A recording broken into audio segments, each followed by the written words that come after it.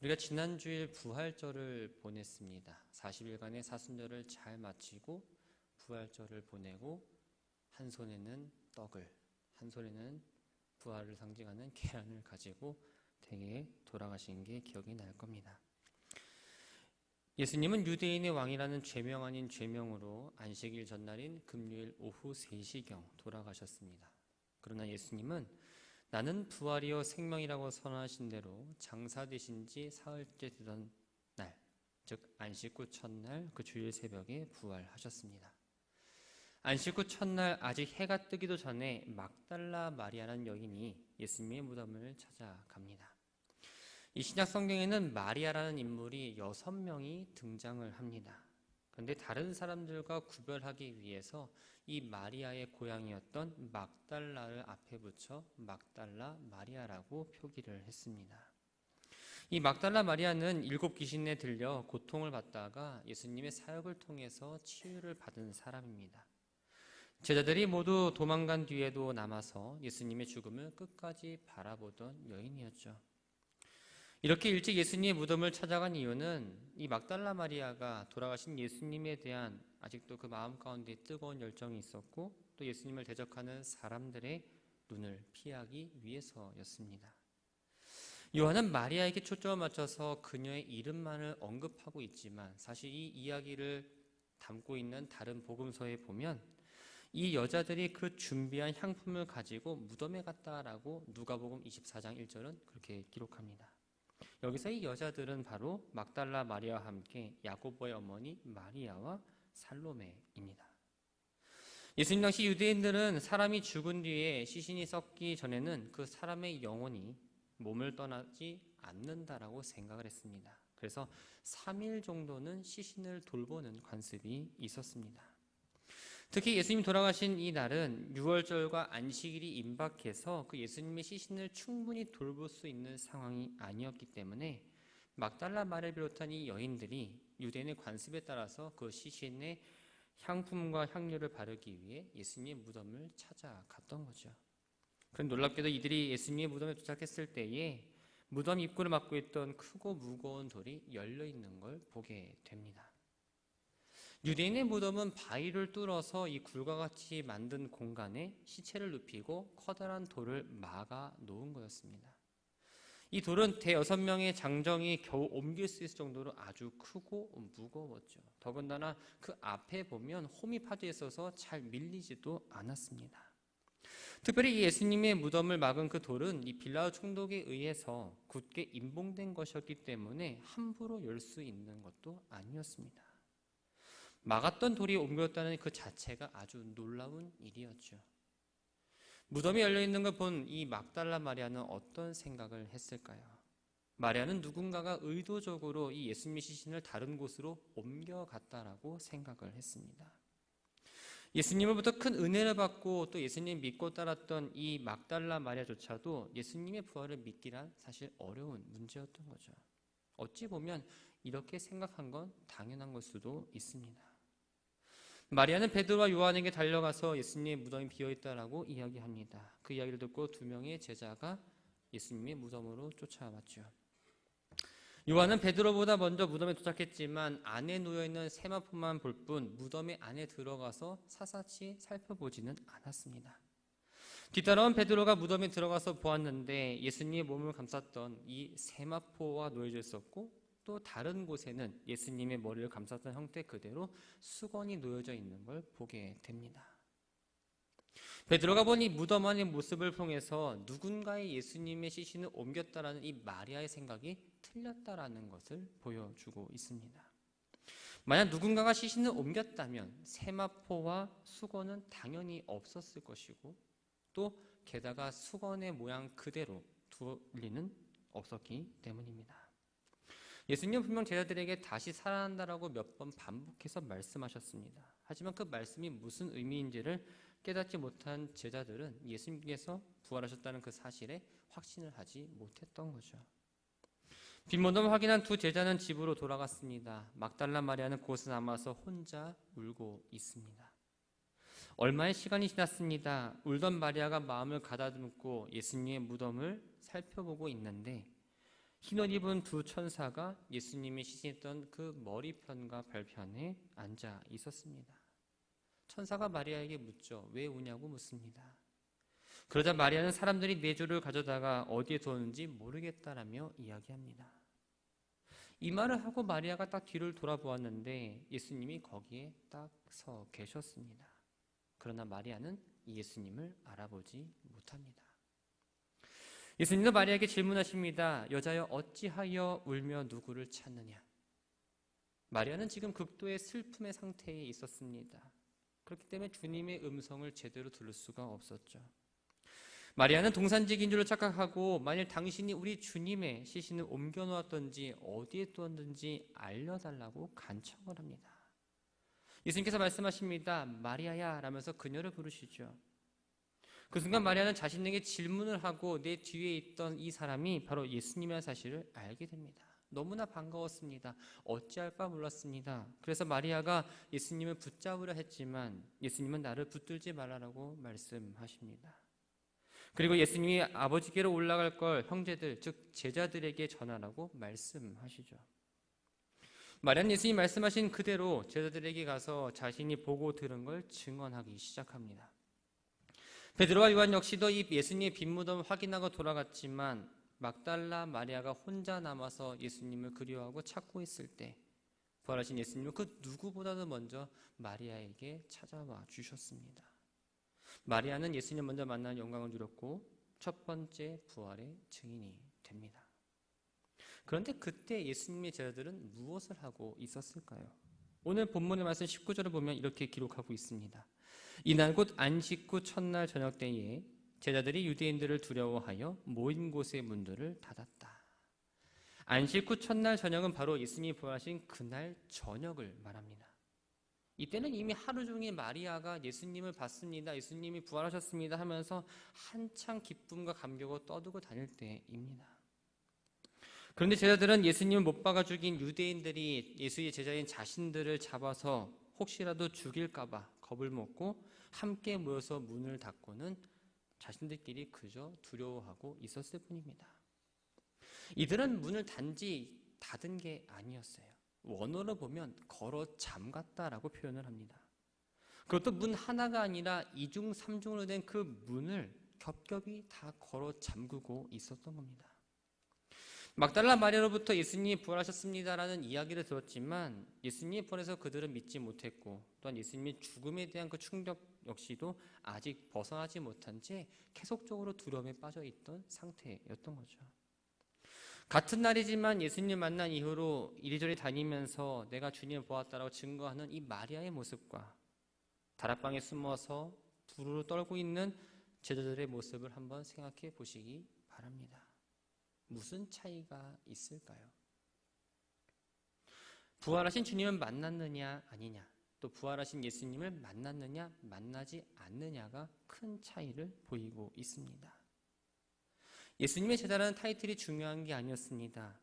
이전에는 7 귀신 들었던 그 과거가 중요한 게 아니었습니다. 지금 가장 중요한 건 바로 부활하신 예수님을 만났느냐, 그것을 믿느냐 하는 게 가장 중요한 문제입니다. 우리는 살면서 많은 문제들을 겪습니다. 그 문제를 겪는 데에 가장 출발점이 무엇일까요? 그것은 바로 두려움입니다. 취직을 해야 하는데 취직은 할 수 있을까? 결혼할 나이는 됐는데 결혼을 할 수 있을까? 내가 이 젊은 나이에 혹시라도 암에 걸려서 죽게 된다면 어떻게 해야 하나? 내가 지금 아파서 수술을 받으려고 하는데 혹 수술이 잘못돼서 내가 죽으면 어떡하지? 라는 그 두려움이 그 문제의 시작입니다. 다른 사람의 이야기가 아니라 바로 우리들의 이야기라는 거죠. 주님을 믿는다고 하면서도 여전히 두려움과 또한 염려에 시달리고 있는 건 부활하신 그 주님의 능력을 잊어버렸기 때문입니다. 우리가 두려워하고 염려에 휩싸이게 되면 내 마음 안에 있는 여러 개의 창문을 막기 시작합니다. 그러나 이 빗장을 친다고 해서 우리의 마음이 결코 평안함을 느끼지는 못합니다. 여러분들에게 묻고 싶습니다. 신앙이 무엇일까요?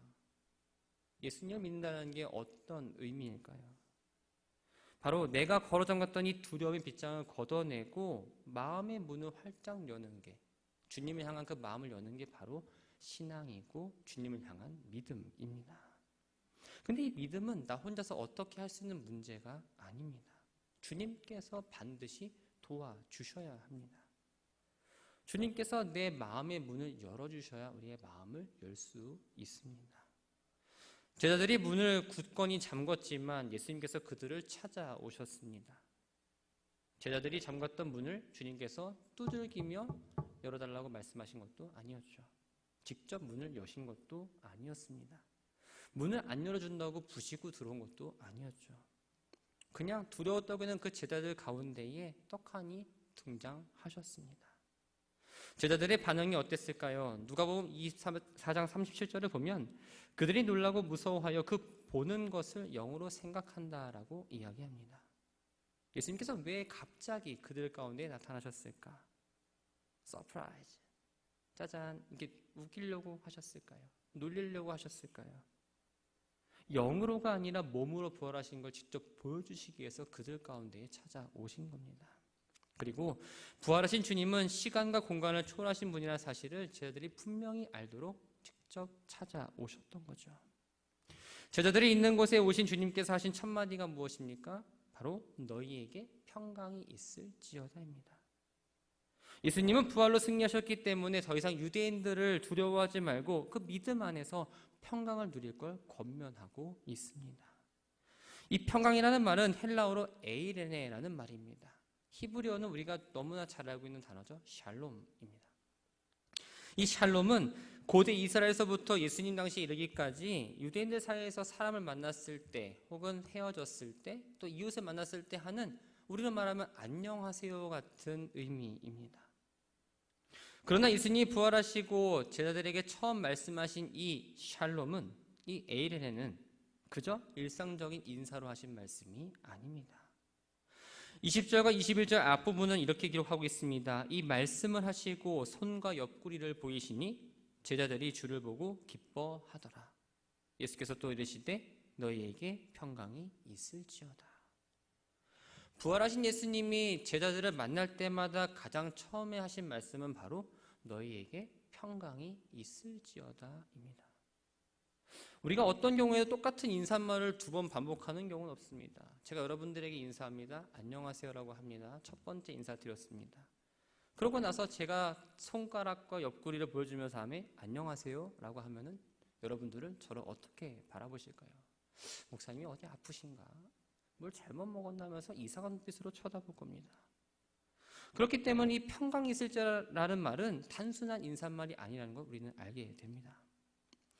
제자들을 찾아오셨을 때 도마가 없었습니다. 그런데 26절에 기록된 대로 일주일 후에 도마가 있을 때 다시 찾아오셨을 때도 가장 먼저 하신 말씀이 바로 너희에게 평강이 있을지어다입니다.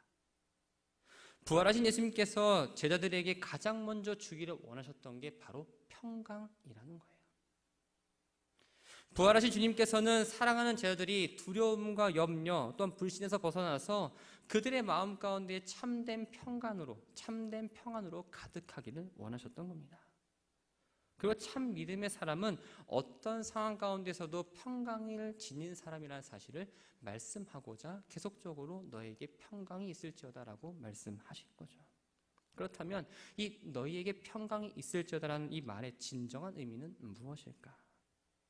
평강이란 말은 평안하고 강건하다라는 의미입니다. 개인 한 사람, 또 한 가정이 모든 상태가 안녕한 상태를 의미합니다. 육체적으로도 또 정신적으로도 영적으로도 강건한 상태가 바로 평강의 의미입니다. 그렇다면 예수님이 말씀하신 이 평강의 의미가 여기에만 한정되어 있을까? 절대 그렇지 않죠. 요한복음 14장 27절은 예수님은 평강에 대해서 이렇게 말씀하고 있습니다. 평안을 너희에게 끼치노니 곧 나의 평안을 너희에게 주노라. 내가 너에게 주는 것은 세상이 주는 것과 같지 아니하니라. 너희는 마음에 근심하지도 말고 두려워하지도 말라. 여기서의 평안은 바로 평강을 의미합니다. 영어로도 같은 단어를 쓰고 있고 이 단어를 기록하고 있는 원어 역시도 같은 단어를 사용하고 있습니다. 인간과 거룩하신 하나님 사이에서는 죄악으로 인해서 막힌 담이 있었습니다. 그래서 하나님의 평강이 또 하나님의 평안이 우리에게로 올 수가 없었죠. 그냥 주님께서 십자가에 죽으시고 부활하심으로써 인간과 하나님 사이를 막고 있던 그 담벼락이 완전히 무너졌고 그제서야 하나님의 평강이 인간에게 임할 수 있게 되었습니다.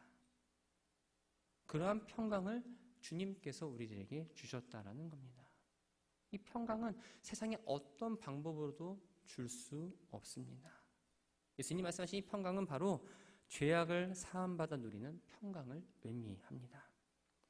사랑하는 믿음의 가족 여러분, 혹시 지금 여러분들이 놓여있는 어떤 문제와 상황 가운데에 불안해하거나 두려워하고 계시진 않으십니까?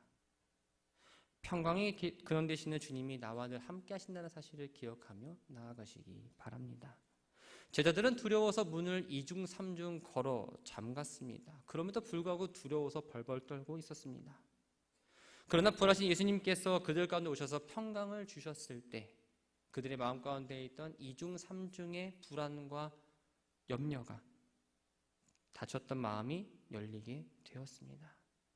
그리고 그들은 골방에서 뛰어나와서 주님의 평강을 전하는 복음의 전도자로서의 역할을 감당했습니다. 가끔 이 강단에서 보면 설교 시간에 조시는 분들이 있어요. 한번 생각해 봤습니다. 왜 졸까? 1번, 말씀이 너무 지루하다. 2번, 말씀의 시간이 너무 길다. 3번, 딴 생각하다 보니까 나도 모르게 졸고 있다. 근데 이거 1, 2, 3번도 있지만 가장 중요한 건 여러분들이 의자를 너무 믿고 있다는 거예요. 앉아있는 의자가 절대 무너지지 않는다는 그 믿음이 있기 때문에 내가 졸아도 괜찮다는 생각을 하게 됩니다. 만약 여러분들이 의자가 무너지고 있다면 제가 여기서 2시간 설교해도 절대 졸지 않습니다. 하지만 의자가 너무 탄탄해서 내가 졸아도 누워 자도 무너지지 않는 걸 알기 때문에 여러분들은 잠시 잠깐 졸 수밖에 없는 거죠. 호텔이나 리조트에 가면 조그만 금고가 있는 걸 보신 적이 있을 겁니다. 그 금고에는 이런 경고문이 적혀 있습니다. 귀중품은 프런트에 맡기십시오. 프런트에 맡기시지 않은 물품의 분실에 대해서는 책임지지 않습니다. 맡긴 것만 책임을 집니다. 맡길 수 있는데도 불구하고 호텔 직원을 믿지 못해서 그렇다고 내가 책임질 것도 아니면서 그걸 끌어안고 밤새 투숙객으로 살아간다면 그것보다 더 어리석은 짓은 없을 겁니다. 어쩌면 우리는 이 세상을 잠시 투숙하고 여행하는 여행자입니다. 그렇다면 우리는 이 세상에 주인 되시는 주님께 모든 걸 맡길 수 있어야 합니다. 여러분들이 맡긴 만큼 평강이 찾아옵니다. 주님께 맡긴다라는 건 주님께서 그 결과를 선하게 이끌어 주실 거고 어떤 상황에서도 불구하고 주님의 말씀대로 살아간다는 걸 의미합니다. 근데 참 재밌는 건 우리가 맡기려면 온전히 맡기지 못해요. 10개의 문제가 있으면 한두 개는 내가 갖고 있고 8개를 주님께 맡깁니다. 하지만 맡긴다라는 건 내 전부 모든 걸 맡긴다는 걸 말합니다. 이왕 맡기는 거 한 번에 다 맡겨버리시기 바랍니다. 그러면 주님께서 부활하신 주님께서 평강의 삶으로 책임져 주실 걸 우리는 경험하는 놀라운 은혜를 맞이할 수 있습니다. 왜냐하면 예수님은 시간과 공간을 초월해서 우리와 함께 동행하시는 전능하신 하나님이시기 때문입니다. 예수님은 부활을 증명하시기 위해서 제자들에게 손에 못자국과 옆구리에 창 자국을 보여주셨습니다. 그제서야 제자들은 예수님이 실제로 부활하셨다는 것을 알고 기뻐합니다. 예수님은 아버지께서 자신을 보내셨듯이 제자들을 세상에 보내신다 말씀하시면서 그들에게 성령을 받으라고 말씀하십니다. 죽음과 부활을 통해 아버지께서 맡기신 이 구원사역을 완수한 예수님은 이제 제자들에게 세상을 보내시면서 하나님 나라의 복음을 전파하는 사명을 감당하라고 명령하십니다. 사랑하는 성도 여러분, 예수님은 마리아에게 자신을 붙들지 말고 제자들에게 가서 자신의 부활을 이야기하라고 말했습니다. 마리아는 부활의 첫 증인이 되어서 제자들에게 주님을 만난 것과 주님이 하신 말씀을 전파합니다. 그리고 제자들 역시 부활하신 예수님을 만났고 그 이후에 주님의 말씀을 전하는 복음의 전도자로서의 사명을 감당했습니다. 부활하신 주님을 여러분들이 만나면 증인의 삶으로 살 수밖에 없습니다. 무언가를 보게 되면 말하고 싶어서 막 입이 간질간질 하잖아요. 부활의 예수님 만난다면 그 예수님을 알리고자 우리의 입술이 아주 간질간질 될 겁니다. 말씀 가운데 살아계신 주님이 우리를 만나주시면 우리의 눈물은 그치게 되고 우리의 입은 복음을 선포할 수밖에 없습니다. 제자들은 부활의 주님을 만나기 전에는 아무런 소망이 없던 사람들이었습니다. 두려움에서 헤어나지 못하고 슬픔으로 자신을 가두었던 사람들입니다. 그러나 주님을 만났을 때 주님 주신 그 평강이 그들에게 임했고 그들의 마음을 지배했습니다. 여러분들의 모습은 어떠하신가요? 부활의 주님을 만난 사람과 그렇지 못한 사람은 분명 차이가 있습니다. 같은 예수님을 믿지만 모두 다 모양이 다르잖아요. 여러분이 만난 그 예수님, 부활하신 예수님을 만나고 그 예수님을 따라 믿음의 길을 잘 걸어가는 우리 모두가 되기를 바랍니다. 부활의 주님을 만났다면 우리들의 삶으로 나타내시기 바랍니다. 삶의 열매는 결코 틀린 답을 내리지 않습니다. 삶의 열매는 분명히 나타납니다. 그 열매 가운데에 부활의 예수님을 만난 열매를 많이 맺으시기 바랍니다. 혹시 불안과 염려가 있다면 또 두려움에 갇혀있던 내 모습이 있다면 이제는 주님을 만나고 부활하신 주님을 기억함으로 평안과 평강을 누리며 살아가는 오늘의 한 날, 앞으로 주어질 날들 그리고 믿음의 여정을 잘 걸어가는 우리 모두가 되기를 주님의 이름으로 축원합니다.